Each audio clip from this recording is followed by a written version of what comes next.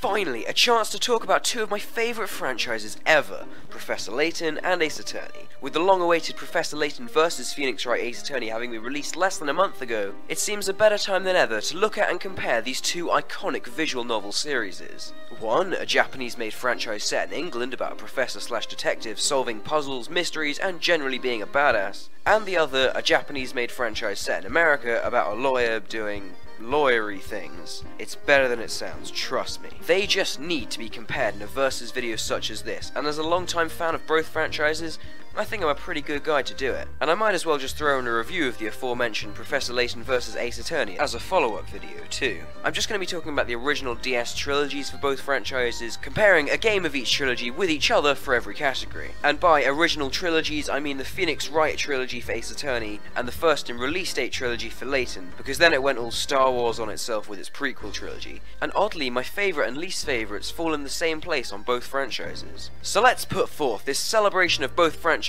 as next time we review this, the greatest celebration of both franchises. Round 1. Gameplay. Professor Layton and the Curious Village vs Phoenix Wright Ace Attorney. I wouldn't usually group gameplay as just a single category on its own because it's kind of a big deal when you're playing a video game, but both these franchises fall into the visual novel genre, which is basically what you would get if you threw a pound of book, a couple of handfuls of anime, and just a few sprinkles of gameplay into a blender. Those few sprinkles are what we're looking at in this category. The gameplay of Ace Attorney, particularly the original game, is incredibly basic. It entirely consists of menus and questions. Outside of court, you move between various static locations, talk to people, examine things, and show people evidence. Inside court, it gets even more linear, as your only real interactions are picking from menus and cross-examining people, where you choose which statements to press or present contradictory evidence for. The story mostly progresses by just pushing A. As I said, just a few sprinkles of gameplay. It's quite well done, because you have to be following the plot to pay attention to answer the questions, and most of the time before a cross-examination you have to have worked out what really happened, so you can use that knowledge to highlight contradictions. But while all of this may be clever, it certainly isn't very fleshed out, at least not in the first game, which is why this round has to go to Professor Layton and the Curious Village. Layton's gameplay comes from talking to people, yes, examining the environment, yes, moving between static backgrounds, yes, but it mainly comes from the puzzles. And it's the great quality and variety in these puzzles that win the round for Layton. They can be sliding block puzzles, visual puzzles, logic puzzles, math puzzles, riddles, and even a couple of chess puzzles. Some of them you just have to think about and enter an answer for, but many of them are extremely interactive. Also, there are hint coins that you can find to help you in tough puzzles, mini-games to complete such as building a robot dog or decorating Layton's room, and additional puzzles that you can download to make the game feel more like a game as opposed to a slightly interactive story. Phoenix Wright Ace Attorney's gameplay may be clever, but it isn't nearly as intricate or varied as that of the Curious Villages. Few things satisfy like a puzzle solved. Round 2. Characters. Professor Layton and the Pandora's Box vs Phoenix Wright Justice for All. Now this is where Ace Attorney starts to really destroy the competition. The characters of all Ace Attorney games are some of my favourite in all gaming, and Justice for All is no exception. Don't get me wrong, Pandora's Box does have good characters, great characters even, but they don't hold a candle to the likes of any Ace Attorney game. Professor Layton, the Pandora's Box, features many zany and memorable characters like Dr. Schrader, Sammy Thunder, and Mr. Beluga, the new game-centric characters like Anton and Katia Herzen, and many great returning characters like Layton, Chelmy, and Don Paolo. Most of the characters are fun and have a couple of memorable characteristics, but there's only really one original character who gets any serious development and a personality that couldn't be fully described by just one or two adjectives. Justice for All, on the other hand, has a cavalcade of better characters with good development and interesting personalities. My favourites being Maggie Bird, the Soulless Philosopher, Richard Wellington, Pearl Fay, Max Galactica, Adrian Andrews, and Matt and Guard, just to name a few. Just listing the great characters for each game holds water to justifying why I think Justice for All should win this category, but it's when you start to draw connections that its superiority becomes concrete. I prefer Phoenix Wright to Professor Layton, though only slightly, and I much prefer Maya Fey to Luke Triton. I prefer Gumshoe to Chelmy, Pearl beats Flora, Mia beats Shrader, etc, etc. Both games' characters are good, but the various cases in Justice for All allows for a better variety of characters that allows for much more development of each, leading to far better characters overall. Take that! Round 3. Music. Professor Layton and the Lost Future vs Phoenix Wright Trials and Tribulations. This is an incredibly tough one, because really it's the case of quality versus quantity.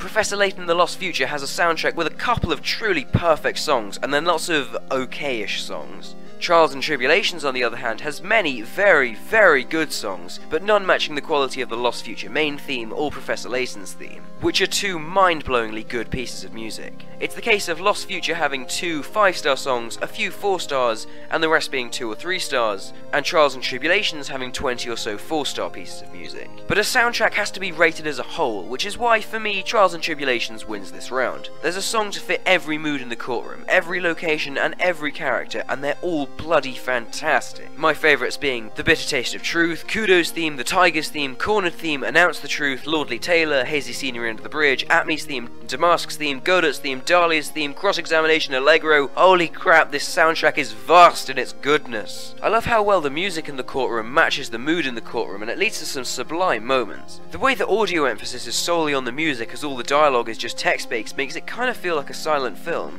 Not to mention that Ace Attorney is good at using to set entirely different tones the simplest and possibly the most effective song ever composed. Silence. All of Lost Future's best songs only capture one mood, that mood being uplifting grandeur, and when it tries to capture other feelings, it often falls a little short. My favourite songs would be the Lost Future main theme, London Streets, Puzzle Battle, Memories, and the Mobile Fortress. Both soundtracks are fantastic. In reality, most of Lost Future's soundtrack is 4 stars and Trials and Tribulations is like 4.5 stars, but I just wanted to make a point. But TNT just edges over Lost Future for its range of musical style and its incredible ability to fit any given mood. Round 4. Locations. Professor Layton the Curious Village versus Phoenix Wright Ace Attorney. When I say locations, I don't mean their backstory, how well they fit into the world as a whole, I just mean what the locations which you explore are and what they are like. The Curious Village sees you explore the Curious Village, or as it's better known, Saint Mystère. Just Saint Mystère, which as it turns out is a pretty standard rural English village. There are various alleyways and many buildings that you can enter, but none of it is terribly exciting. Maybe it's just because I live in a small rural English village, but some part of me thinks they could have done a lot better in terms of the locations. There are 3 areas in the game that you wouldn't expect to explore on a visit to a standard English village, and when I say one of them is the sewer below the village, I think you can all guess which game gets the point for this round. The other 2 are the deserted amusement park and the tower, which are admittedly pretty cool. Don't get me wrong, Phoenix Wright Ace Attorney is hardly Metroid Prime 3, but it doesn't take much to be a single isolated village. Phoenix goes investigating in a television network center, a hotel, the detention center, a lake, the courthouse, and like a bazillion offices. I don't know why, but this game loves its offices. Fay & Co Law offices, Wright & Co Law offices, Blue Corp Global Studios offices, and Grossberg office, just to name a few. It's not much, but together they beat the bland streets of Saint Mystère, although both games' sequels, Justice for All and Pandora's Box, step things up a lot in their locations. You guys all know how much I love train levels after all. Take that! Round 5. World. Professor Layton and the Pandora's Box versus Phoenix Wright Justice for All. Now this is where things get interesting, so if you don't mind, this category is more about both series as a whole, as the world of any particular game is only built on by the other games in the series, whether it tries to or not. This category isn't really Justice for All versus Pandora's Box, because both games' worlds are the same worlds as the worlds of their franchise, which will have been built on by the other games. So forgive me if I'm only showing footage for Pandora's Box and Justice for All, as I make sweeping generalizations about both franchises. We good? We good. The world of Phoenix Wright Justice for All is set in the near future, despite no future technology being used and everyone carrying around mobile phones that would have been old hat in the 90s and have ringtones that sound like they're 8-bit.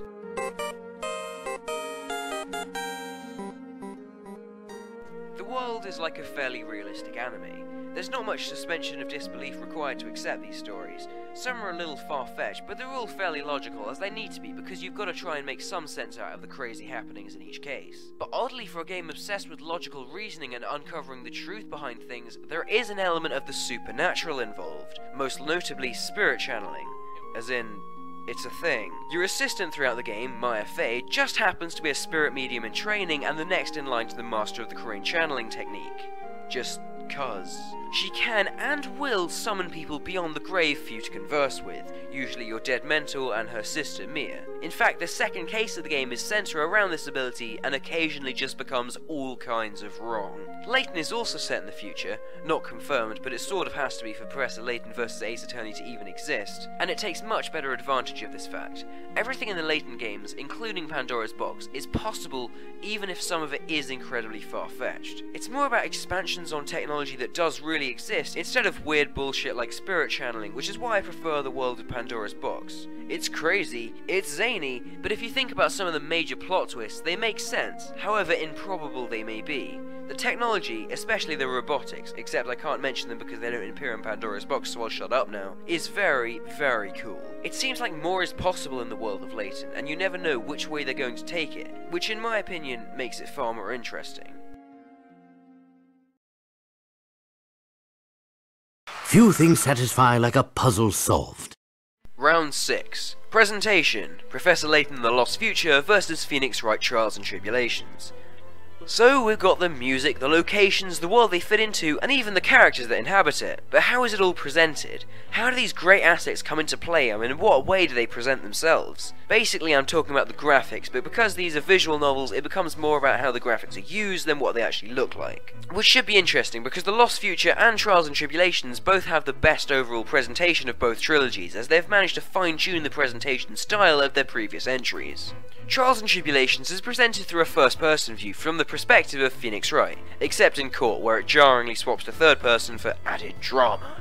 Characters in the forms of various sprites in front of static backgrounds. It's hardly pushing the DS's capabilities, but it gets the job done fairly well thanks to the quality of the sprite work.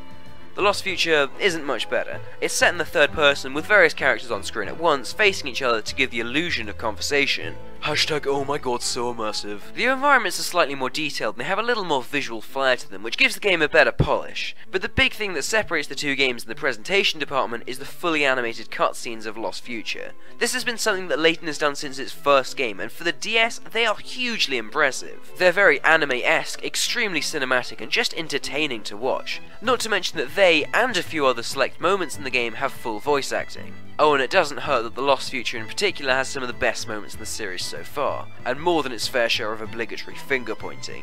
What does Trials and Tribulations have in terms of cutscenes? A few scrolling images. I think it's pretty obvious who this point goes to. Few things satisfy like a puzzle solved. Round 7. Plot. Professor Layton the Curious Village vs Phoenix Wright Ace Attorney.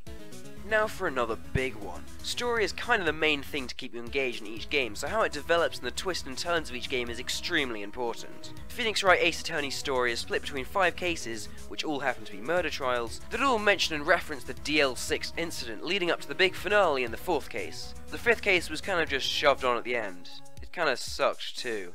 These trials have various memorable moments and plot twists to keep you engaged. The cases include defending an actor accused of murdering his colleague, defending a young girl accused of murdering her sister, and defending yourself accused of murdering your boss. A good tactic to learn is just to assume that every witness is lying and accuse them of murder, because like 50% of the time you'll be correct.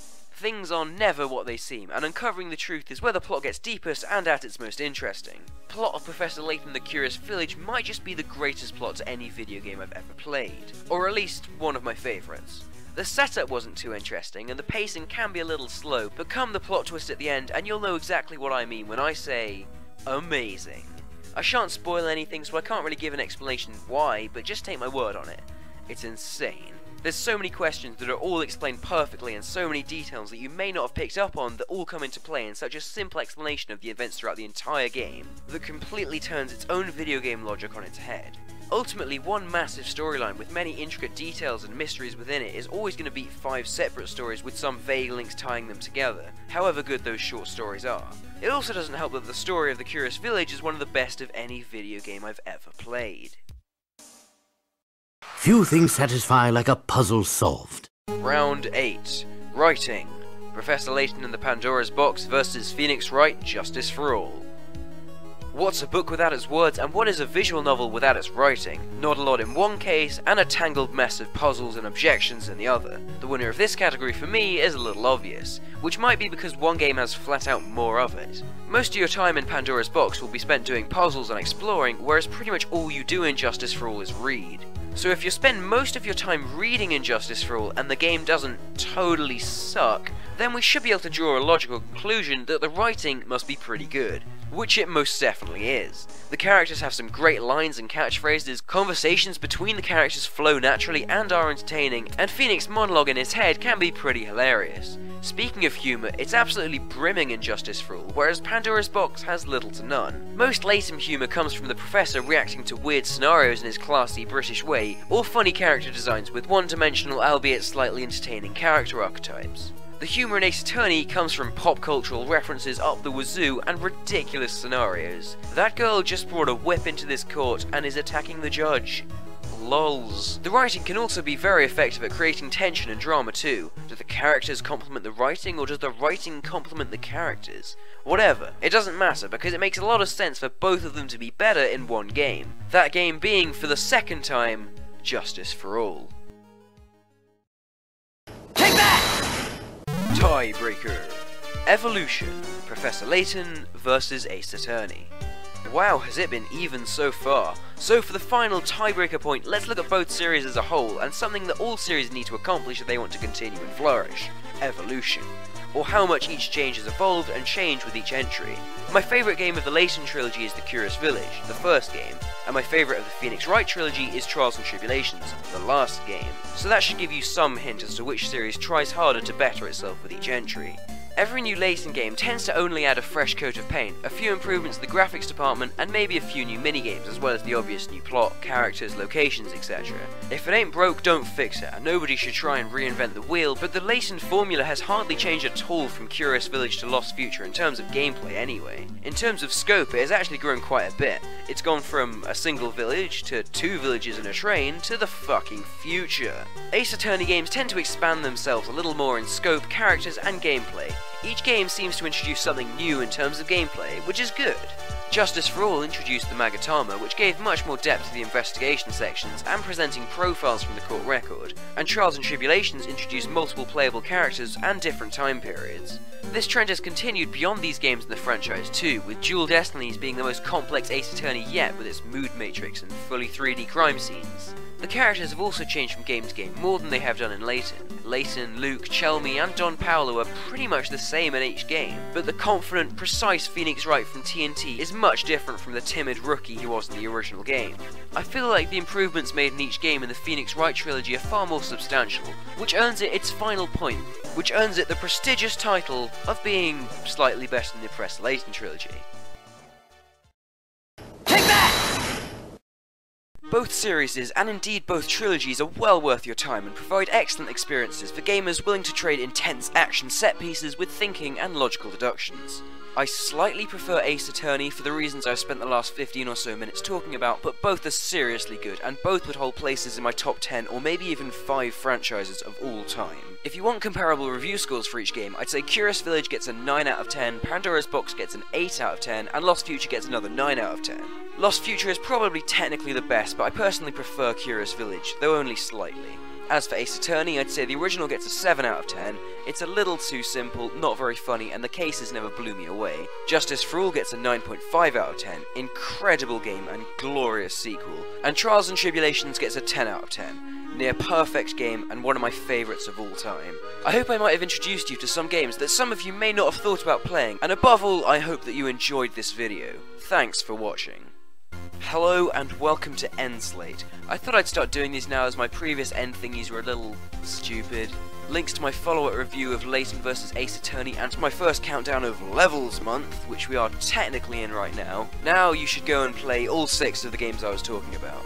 The DS Laytons are dirt cheap, and the Ace Attorneys are also pretty cheap now, especially if you get them on WiiWare, which is the footage you've been watching, or iOS. In fact, on iOS, you get the first 2 trials of the first game for free. So once again, thank you for watching this video. Please, if you liked it, slip me a like, and if you didn't, slip me a dislike. Most people don't understand how useful a dislike can be to a YouTuber. Also, please subscribe please, and I hope you have a wonderful life. Cheerio.